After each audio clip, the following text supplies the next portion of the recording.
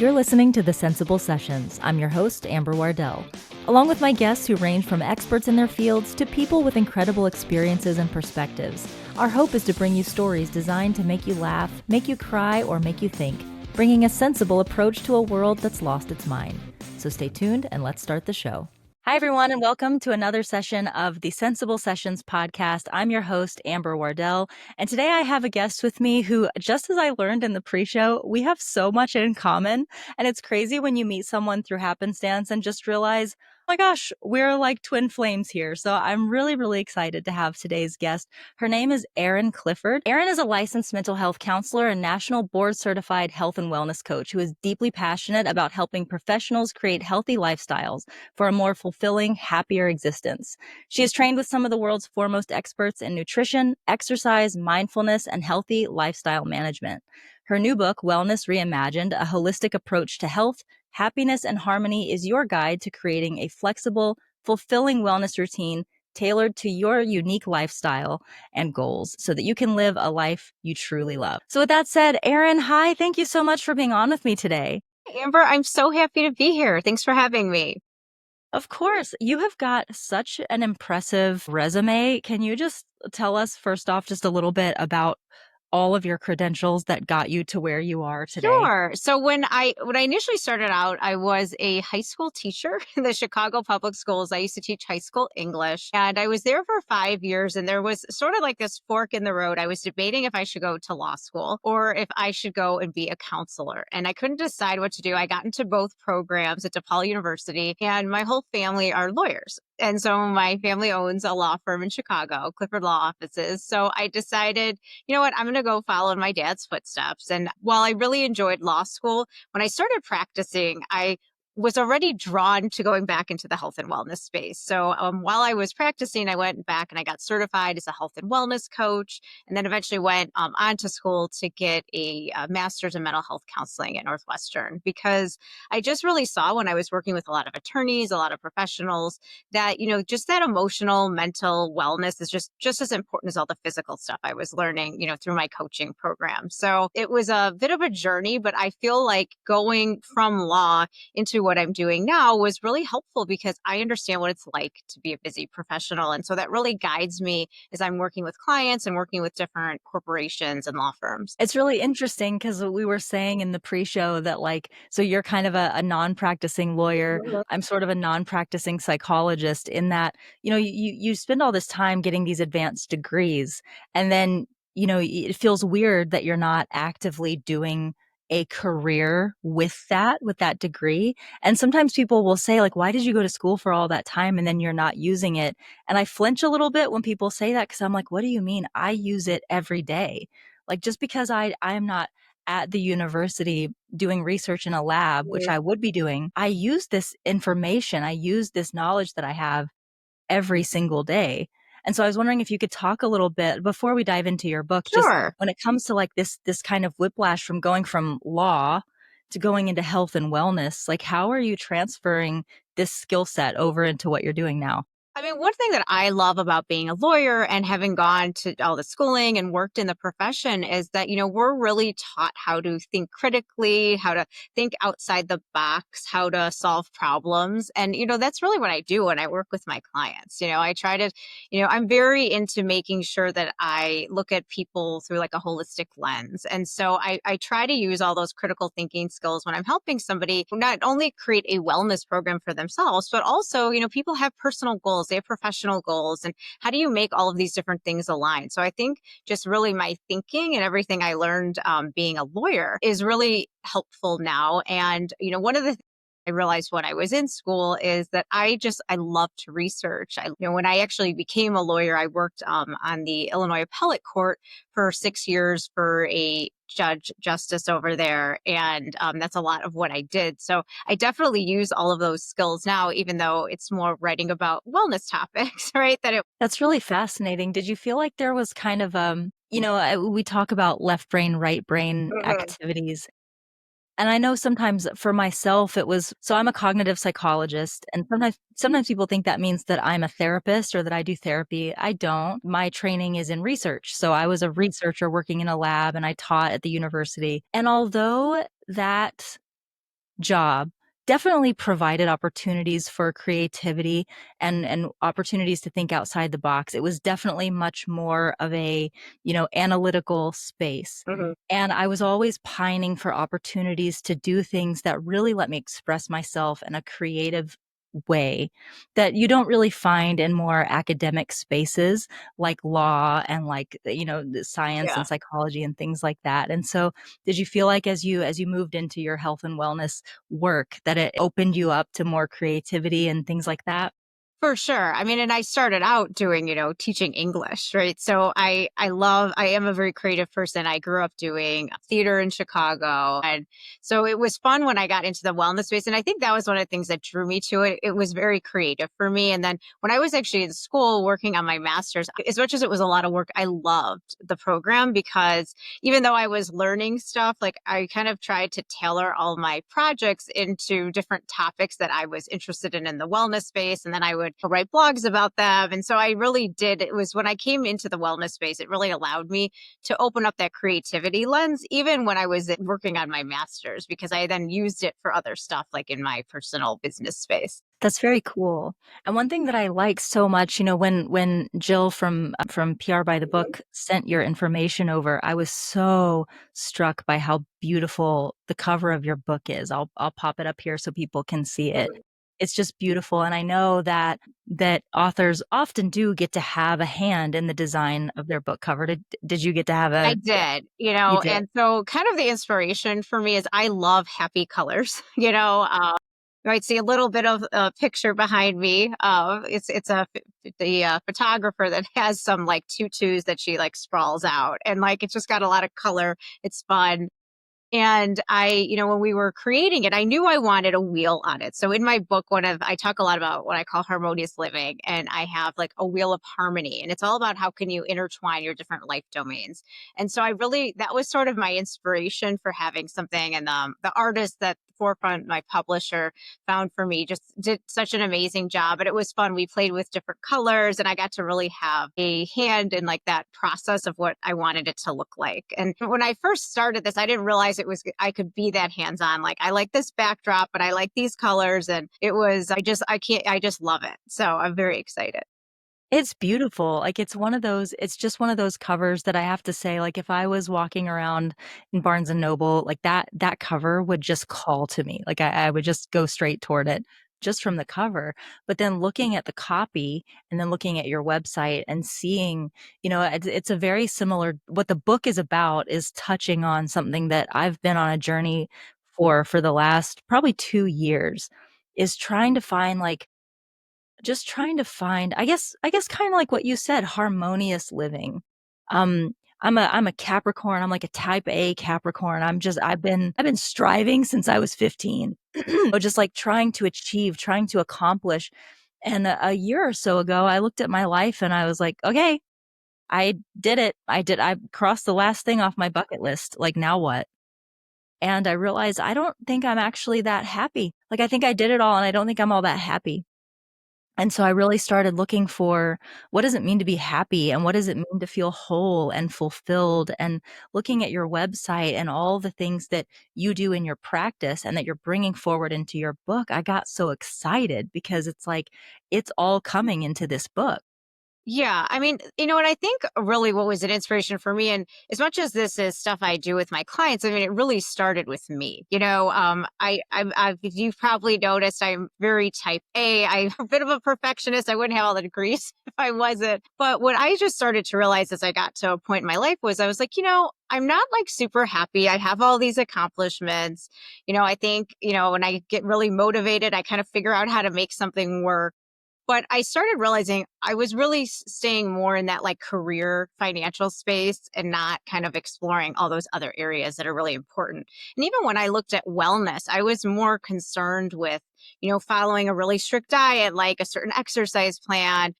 Mindfulness was, well, you better make sure you do 30 minutes every day, as opposed to saying, well, how do I make this feel good, for me? and look at it, where it's not just physically good for me, but it's also mentally, emotionally, spiritually good for me. And I work with a lot of, high level professionals who are very concerned, right, with that career space. And they'll tell me all the time, I have all this stuff and I'm not happy. And it's because we sometimes don't think about all those other things that are important to us. Like I always tell my clients, all the success in the world can't hug you back. Are you spending time with your family and friends? Do you have a community? Are you, continuously learning and contributing to the world? Like there's all these other things that I think bring us so much joy. And we sometimes forget about them in our, path to get the success that we want. Yeah. I'm getting chills because this is, that this concept of like listening to you talk about even the things that I try to do for myself, I have found a way to bake like regiment into Mhm. it, like, oh, well, I must do this for 30 minutes, and it's crazy how quick we are to take things that are for our joy and our benefit and turn them into chores. And now they no longer feel like something good. And this is something that I talk about in my own book, Beyond Self-Care Potato Chips. It's like learning how to let go of this control over our lives. At the end of the day, like I have to release, I have to let go, I have to find a way to flow with my life and find flow within it instead of fighting against the current. And with that said, I do want to take a really quick pause to take a little word from our sponsor, which is me and my book, Beyond Self-Care Potato Chips, Choosing Nourishing Self-Care in a Quick Fix Culture. So with that, we'll be right back after a word from our sponsor. Today's episode is brought to you by Beyond Self-Care Potato Chips, Choosing Nourishing Self-Care in a Quick Fix Culture. If you've ever felt like bubble baths and candles aren't cutting it, this book is for you. Written by a cognitive psychologist, it's full of relatable stories, insights to help you step into your power, set boundaries, and feel truly nourished mind, body, and soul. Links to the paperback, Kindle, and audiobook versions are in the show notes below. Okay, and we're back. We're here today with Erin Clifford, who is the author of Wellness Reimagined. And Erin, I'm loving this conversation so very much. And I think it's so important, especially for women, highly accomplished women. I speak to women like you and I every day, and I'm sure you do too in the spaces that you move in. And I don't want to say that this doesn't happen to men as well, but I do think that there is this extra need, this expectation to be extraordinary. If we are going to succeed as women, we have this pressure to be even more extraordinary if we feel we're going to compete, if we feel we're going to get a seat at the table. And so it's almost like I can never be still. I can never take a moment for myself to rest. And so I feel like a book like yours that is giving this permission to anyone, but to women in particular, I think is so huge. Yeah, and I do. I totally agree with that. I work with a lot of, big deal, professional women, whether they're attorneys, they're doctors, they're in corporate America. And we all feel like we have to be just that extra more all the time. And that gets exhausting. Oh, and then that also translates though, right, to your personal life. If you have a family, you feel like in that space too. And so I feel like we're always just kind of going on that hamster wheel as opposed to just being like, okay, can we take a break? And that's really where I came up with that like harmonious living concept, because I got, especially during the pandemic, I feel like, in our space, people have always talked about work-life balance, but I feel like it became like a thing, right? When people were working from home and everybody's talking about it. But I'm like, work-life balance. I mean, that reminds me when I was a kid and I used to go to the Barnum and Bailey circus with my dad and my sister, and you saw people walking on a tightrope. And it looked fascinating, but terrifying. And I just don't believe there's any such thing as balance. You're never going to have everything perfect in your different life domains. No, but as someone who grew up doing theater and I was in choirs, I'm really into music and harmony. And I was like, if you can harmonize your life in a way that feels good, that can just be so helpful, because then you don't feel guilty about, well, even this week, maybe I'm spending some more time at the office. But that doesn't mean like all that time I spend with my family too doesn't count as well. Or those, even if I can't get in, my hour workout, can I just get in 10 minutes, right? So trying to just kind of weave these different life domains together in a way that works for you, I just think is so important, as opposed to just thinking about everything so strictly, which I think we do in our jobs, but then we somehow translate that, put it onto ourselves and into the rest of our lives. I really like that. Because as I'm realizing as you're speaking, like, yes, balance, you think about balancing the scales, and that would mean Yeah. that they're equal. But harmony, you think about harmonizing, Mhm. it's more about finding a synchronicity with it. Like, so if you're coming in at this frequency and I'm coming in and I'm finding one that matches with that, that finds flow with that. And that's a really beautiful way of looking at that.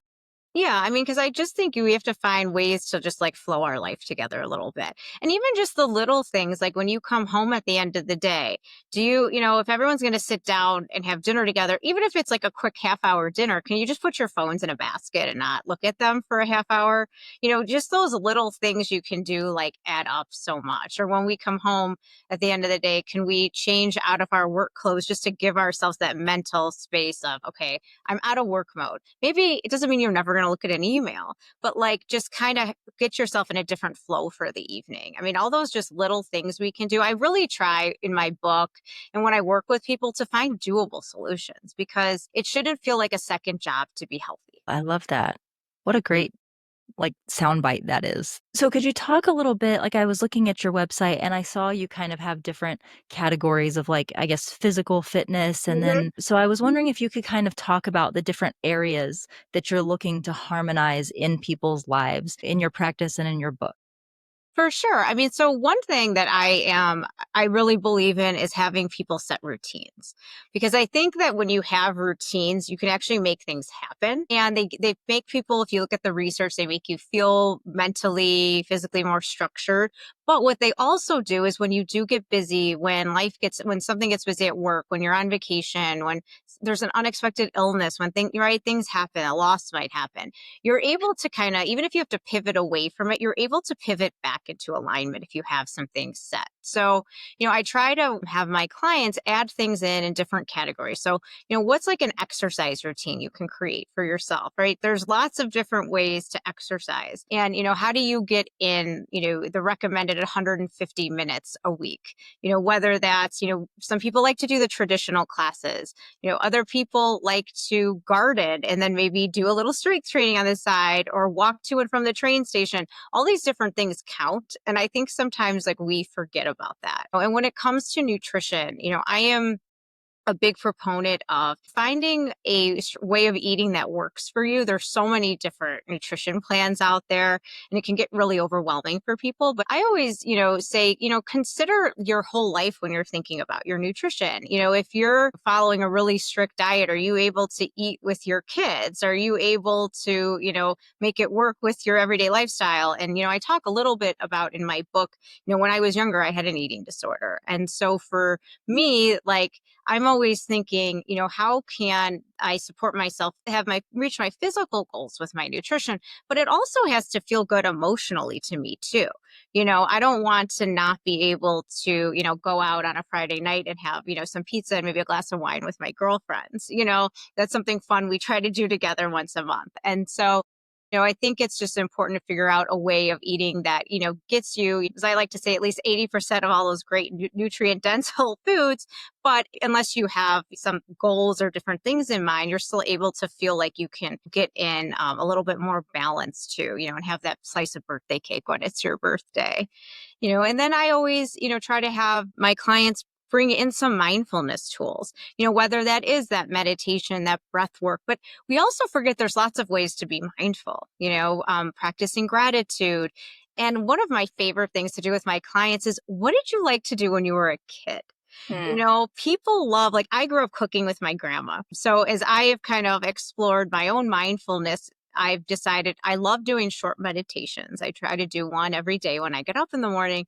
But my favorite thing to do is cook. That really just keeps me in that present moment. It makes me happy. So I love to, cook stuff at home, take cooking classes. I have clients that love to paint or color or do photography, maybe take an improv class. Like, there's lots of different ways you can kind of get into that mindfulness space. Even if you don't like, some of my clients will say, the woo woo stuff. So I'm always like, there's lots of different things that we can do. And then, of course, sleep. Sleep is just so important. And, what I find with a lot of professionals is they don't even make time for that 7 to 9 hours of sleep. So, how can you make time for it and then have a routine in place that allows you to actually get good quality sleep? I always tell people, what is the first thing the doctor asks when you go for your annual physical? They ask you how you're sleeping. And it's because it impacts like all the different health systems in your body. Oh my gosh. Yes, and you know what's funny is I just so I had gotten to where, I was like always, probably every night, I would have a glass of wine, maybe 2 before bed because it made me feel so calm, and I was usually kind of stressed out by the end of the day. I have 2 little ones, and so I was like, "Oh, it's just like, this little wine help me Yeah. sleep." And, so I was filling out a survey, for my healthcare provider, and I was like, how many glasses of wine per week do you have?" And I was like, "Oh, well, like 1 to 2 per night." And then it asked me, how well are you sleeping?" And I was like, "Not great, actually." And then I come to find out that like, "Hey, actually that wine that you're having is not helping you sleep.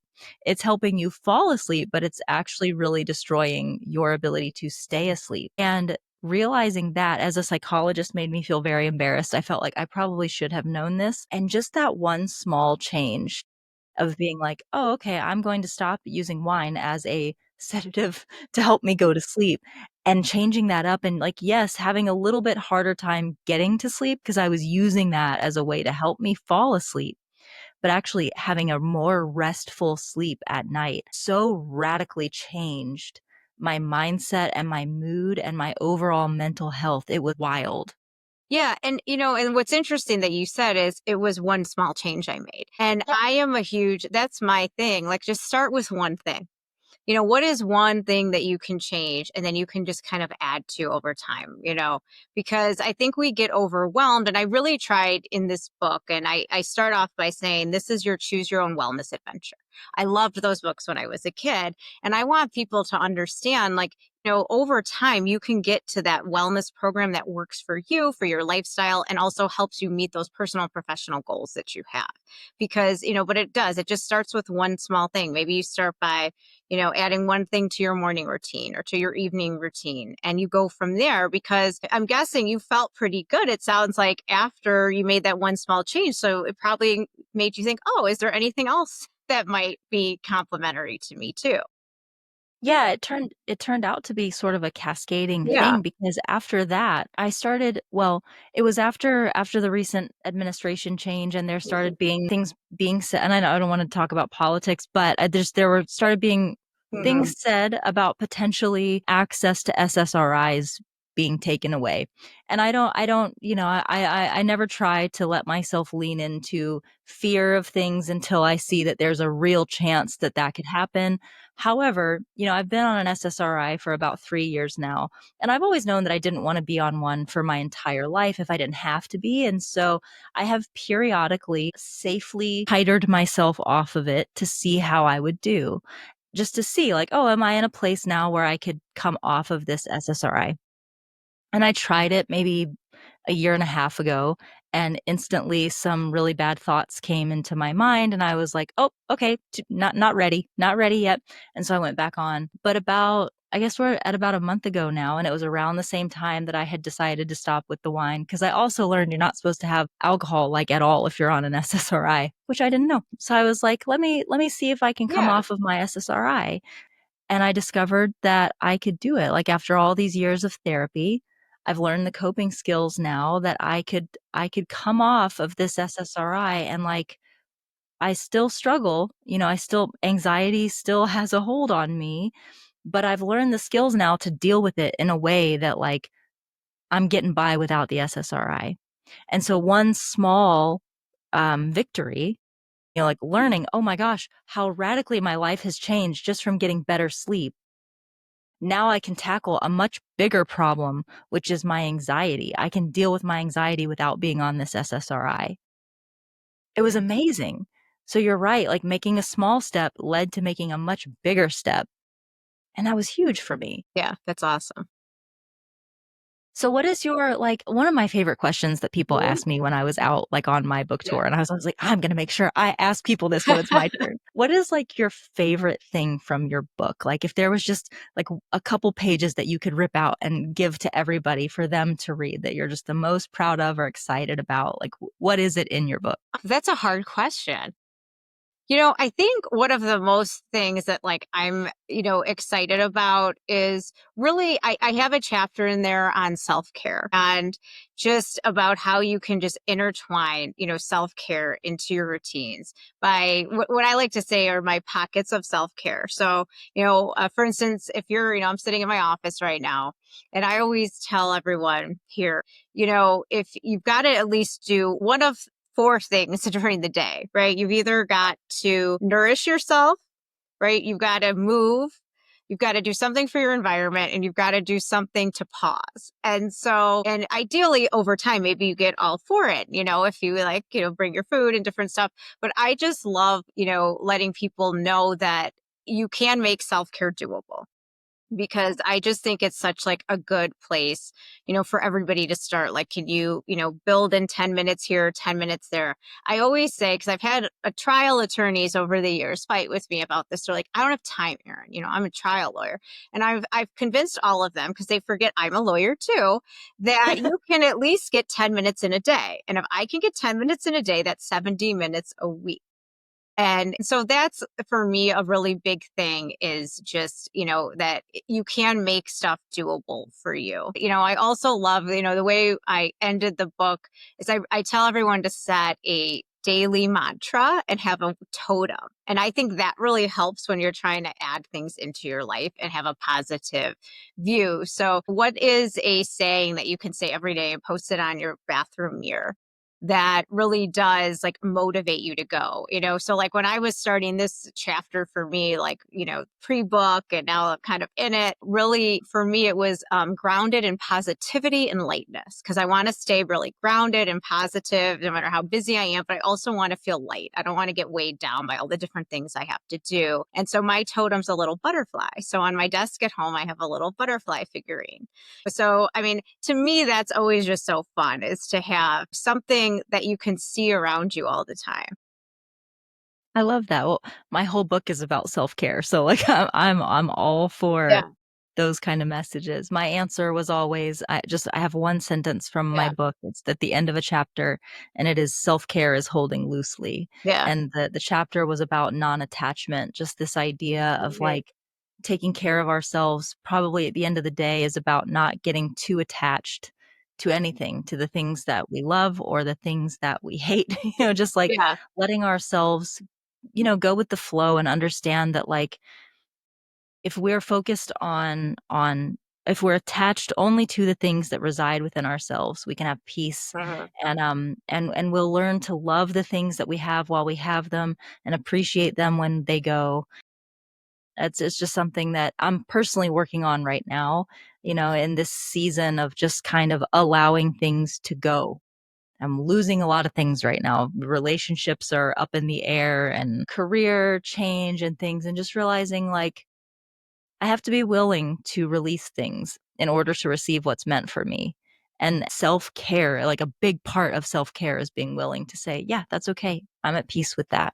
Yeah. And I always tell people too, and this is in my book, I really refer to values as your North Star, but I also think that values change. As we move through life, what's important to us at this moment changes. So, I think sometimes even if we have to let something go to bring something in, well, maybe what's important to us has changed and that's okay. Yeah. It's funny you say that. I had someone comment on my Instagram today, and she said, I started following you back when you started your business, The Sensible Mama. That was almost 10 years ago when I Wow. was a brand new mom. And she said, you're nothing like who you portrayed yourself to be. And it was weird because this was on a post I made months ago about going to Disney World. And so it was weird to me. I was like, Yeah. where's this coming from? But I was like, I responded to her and I said, well, you followed me. That would have been 10 years ago. I've changed. I have evolved. I am a different person then. I said, if who I am now no longer aligns with who you are, That's okay. I thank you for the time that our lives intersected. But if you expect me to stay the same person I was 10 years ago because you're the same person you were 10 years ago, that says something about you, not about me. And that certainly doesn't mean that I'm not who I portrayed myself to be. That means I've evolved. It's and this is off topic, but it speaks to how quick people are to assign something to you instead of examine something inside themselves. Mhm. Because you wanna ask, like, "Well, why haven't you changed any?" How come something hasn't changed for how your values should be changing. Who you are as a person should be changing over 10 years' time.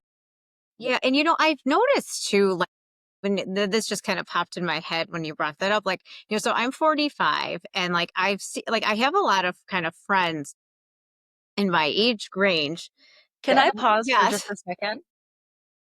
I'm 40, and this whole time I've been sitting here like, "This woman cannot be older than 32," and I've been trying to do the math, like, how has she accomplished this much?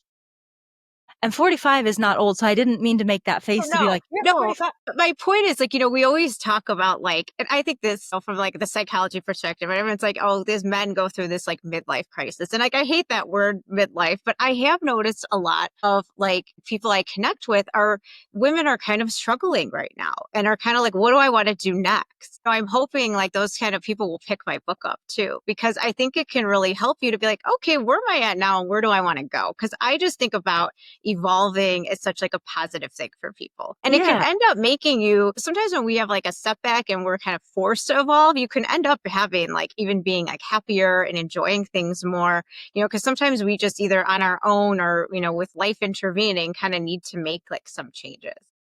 Yeah. Yeah, I mean, and there's certainly that, and I guess I need to revise what I said a moment ago because as I said it, I'm like, well, wait a minute. Of course, we're always going to have some values that are stable and consistent over time, right? Like, always, there are certain things that are just our core values. But like, there are certain things that we should allow to Hmm. shift and evolve over For time, sure. and being open to that, being willing to look at the world differently and letting other people rub off on us and teach us things. And that's part of the beauty of it. And I feel like turning 40, I turned 40 in January, and it felt like my whole world started to change after that. It felt like this radical shift in who I am and the way I perceive things. And I always thought it was weird. People would say like, "Oh, wait till you turn 40, everything changes." And I'd be like, "It can't be like that. That sounds magical." Yeah. But it has been. I'm much happier now. Like, I think, part of it, I'm doing what I love to do finally all the time. And I just, I don't let all that outside noise bother me as much as I did before. Cause the truth is, you're not going to make everyone happy. And, I talk a lot in my book. I have a big chapter on boundaries. And I think I focus on them so much because that's been something hard for me is the whole like having boundaries. But, as my therapist always says, she's like, when you have good boundaries, some people are not going to like you, and that's okay. I was in a little, we do like this kind of group therapy thing with women every other Sunday night, and I was in it last night, and it's kind of like it's called Constellation Club, so it's based in astrology. But we were talking about where the eclipses are happening right now, and in the nodes that they're in, and so it's Aries versus Libra, and it was just fascinating because it was talking about how Libra is we and Aries is me. And so, what we were talking about is how Libra is saying, how much of myself do I have to give up in order to be loved and connected with you? And Aries is, how authentically can I show up in order to be loved Mhm. and connected to you?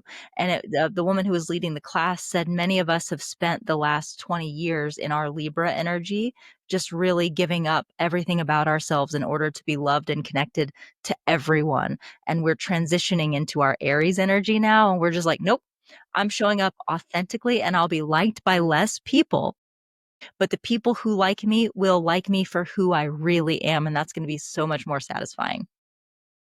Love it. I love that, and I love that you're offering a book that is going to encapsulate that and teach people how to do that in practical ways. Because I feel like a lot of books that are out there are either, like, kind of at the esoteric level. It's almost like okay, this is very theoretical. What do I do? Or it's like, it's almost like the ideas are too big.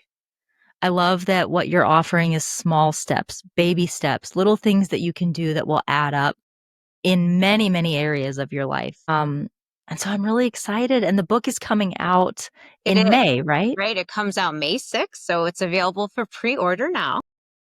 And people can pre-order, I'm assuming, on Amazon as well as. Yes, on Amazon. It's at a lot of places: Amazon, Barnes and Noble, Simon and Schuster, Target, Books a Million. So on my website, though, we have a little link to all the different places. Okay. And are you going to be narrating the audiobook? Do you know about that? I am. So we recorded it already, although I have to go back and fix like a couple of things, but that was such a fun experience. It was really hard. But I'm so glad I did it because, I've edited these chapters all so many times. I hadn't actually read them all together in so long. So when I sat down and was reading it, I was crying in the middle of it because I was like, I love this so much. So I'm so excited to share it with the whole world. That's awesome. And so if people want to find you as obviously they need to go pre-order your book. Pre-orders are so helpful for authors, and we're close enough now. Like tomorrow, well, by the time this is up, it's going to already be April. So it's not like if you pre-order, you're going to have to wait that long, right? So Yeah. like pre-orders are really, really helpful for authors. So if you can, it would be great if you would go ahead and pre-order this while you're there. If you want to add Beyond Self-Care potato chips to your cart, that would be lovely. But if people want to find you on social media, on your website, I'll tag it all below, but can you just run through like what your handle is, where people can find you online? Yeah, so online, you can find me on my website. It's erincliffordwellness.com. I'm also on Instagram and Facebook under Erin Wellness. I have a LinkedIn account, Erin Clifford, and I love connecting with people. And so if anybody has anything they'd like to say, I'd love to hear from you too. All right, great. Well, Erin, thank you so much for coming on today. I'm so excited for your book to come out. I encourage everyone to go pre-order the book, and I just so appreciate your time today. Thank you so much. This was great. I really enjoyed speaking with you. All right. Thanks, everyone. And I guess that's it for this episode. Love ya. Mean it always. Mwah. And we'll see you in the next one.